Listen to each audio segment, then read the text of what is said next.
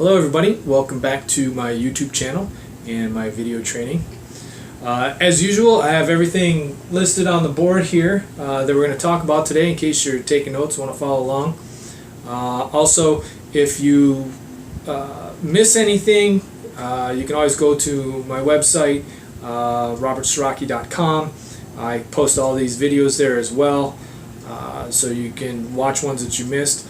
Also, everything that we talk about is in my book here, The Sword and the Anvil, in much greater detail. So, if you just want to listen, don't want to have to worry about taking notes, stuff like that, you can go to my website and purchase a copy there, and that's just something you can carry around with you. So, let's get to what I want to talk about today. Doctors say that post-traumatic stress is caused by a mix of variables in genetics, and this is true, but it's like I said last time, we really have to think of post-traumatic stress in two parts. And so you have what I call the core issues or the core symptoms of post-traumatic stress, and it's really like three things that everybody experiences. Okay. The second side of that is that there are differences in what people experience when they have post-traumatic stress, and they're based on several other things, and four main things really, and that's your genetics, your personality, the type of trauma you experience, the frequency of that trauma. So basically who you are, what makes you up, along with your experiences. So that's going to be different for everybody. What we need to understand, though, is that how that all affects our bodies and how we deal with post-traumatic stress. For instance, we need to understand that the variables in genetics are related to how your brain regulates hormones and chemicals, okay? Because as a response to stress, your body produces and releases hormones and chemicals. Okay, probably the most important hormone that your body releases as a response to stress, especially if it's chronic stress, such as the fact that you're in combat for a year, or you're home and you have post-traumatic stress, so it's replaying in your mind every day, is cortisol. Now, and this is something that doctors don't tell you. Nobody mentions this to you. Out of all the doctors and counselors and therapists and everybody that I saw when I had post-traumatic stress, not a single one mentioned cortisol. And I didn't even mention that your body produces it, let alone how to get rid of it, how to fix it. Okay, cortisol is important because when your body releases it, it stays in your system and builds up. Okay, especially if it's chronic stress, so if it's something that's repeated time after time, it causes several major health problems. On top of what you're already dealing with your post-traumatic stress, okay? It can cause diabetes, okay? It can cause chronic pain, all right? Two of those things there. Just about every veteran I know that has post-traumatic stress has one or the other or both, okay? I never had diabetes. I know that at times my blood sugar was messed up because I wasn't eating right and I couldn't, because I was nauseous all the time and just panic-stricken. But I did have a lot of problems with chronic pain. In fact, the chronic pain got so bad, especially in my lower back, that it put me in a wheelchair for a couple of years. The next thing it does is weaken your immune system. Again, a lot of veterans I know that have post-traumatic stress are sick a lot. When I had it, I was constantly sick, and it was causing problems at work because I was sick all the time. Cortisol also stimulates gastric acid release. Okay, which is released in your intestines, works its way up into your stomach. So a lot of veterans I know, again, including myself, when I was dealing with post-traumatic stress, I had major problems with heartburn. And it bothered me all day long and all night long. Cortisol also works with epinephrine, which is a stimulant, sort of like caffeine, that works to create memories of short-term emotional events that you have. Okay, so basically what that means is the cortisol works with epinephrine to give you that jolt, to get you amped up, to get you ready to have that fight or flight response. So your blood's pumping, you're nervous, you're sweating, you're breathing hard, all that kind of stuff.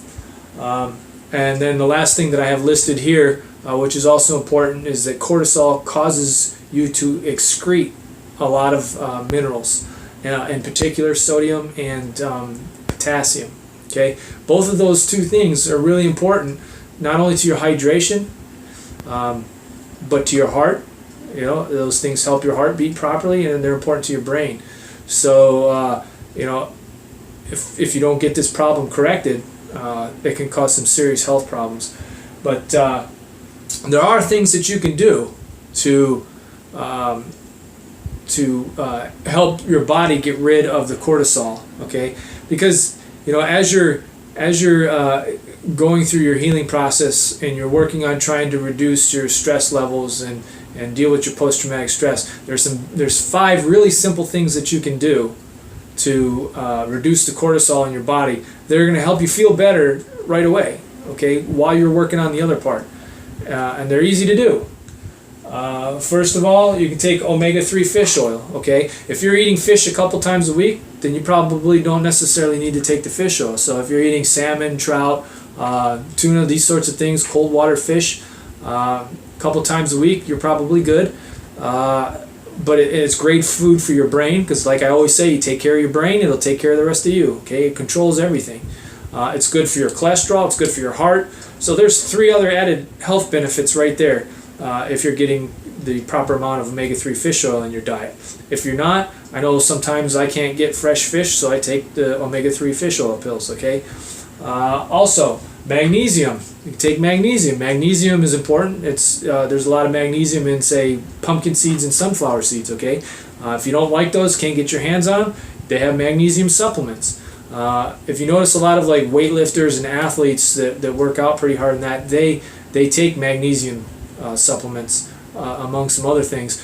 But the main thing that it does is it helps repair cells. It also will help you sleep, okay?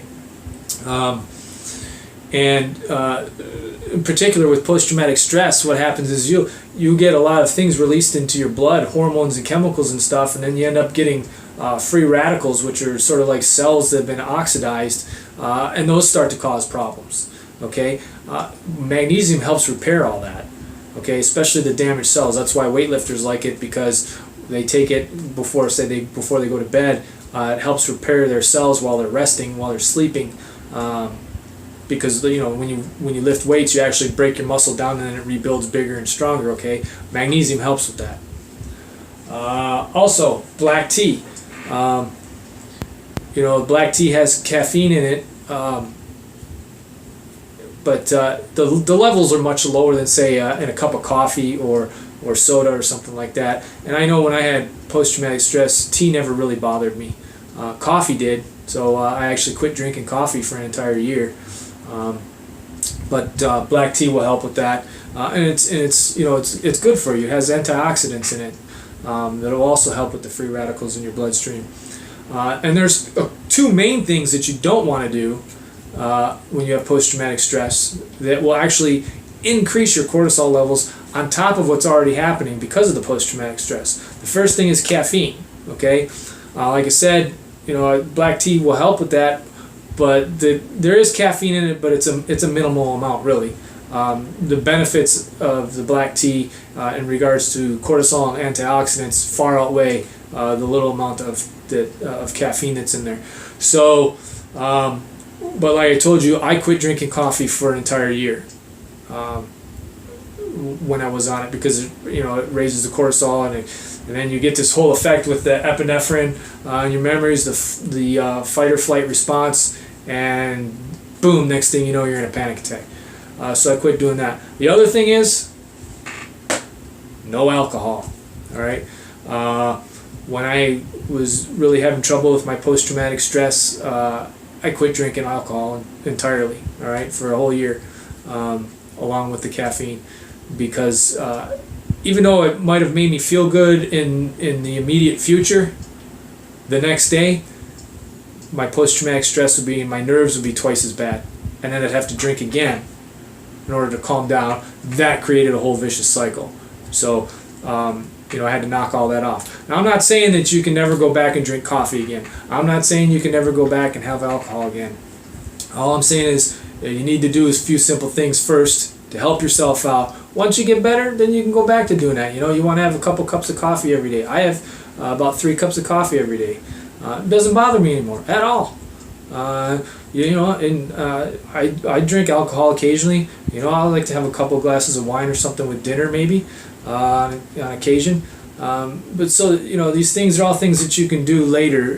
The important thing is that you've got to heal first, okay? And you got to knock a few of these things off and then take a few other steps in terms of getting yourself healthy and feeling better, okay?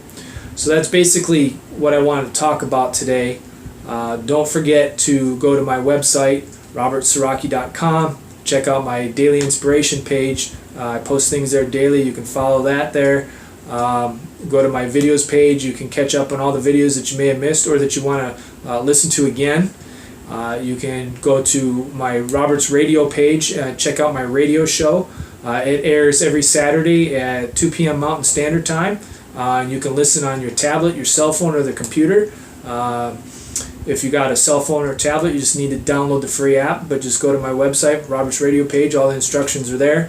You can also listen to past radio shows that you may have missed, so you can get caught up with everybody else or listen to radio shows that you missed and want to hear. Also, you can